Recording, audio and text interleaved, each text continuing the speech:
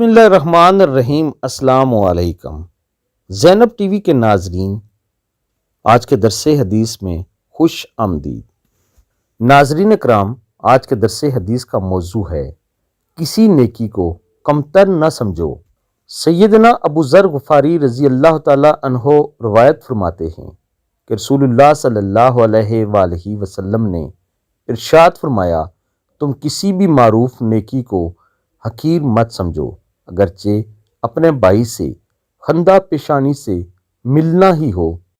صحیح مسلم۔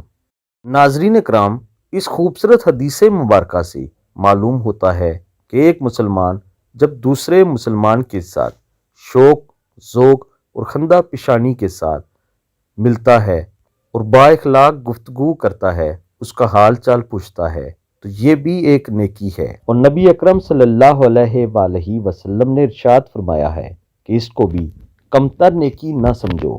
اس لیے ایک مومن کو اپنے بھائی سے خندہ پیشانی اور مسکراتے ہوئے چہرے سے ملنا چاہیے۔ اللہ تعالیٰ سے دعا ہے اللہ تعالیٰ ہم سب کو با اخلاق اور معاشرے میں اپنے بہن بھائیوں کا خیال رکھنے والا بنا دے۔ آمین ثم آمین۔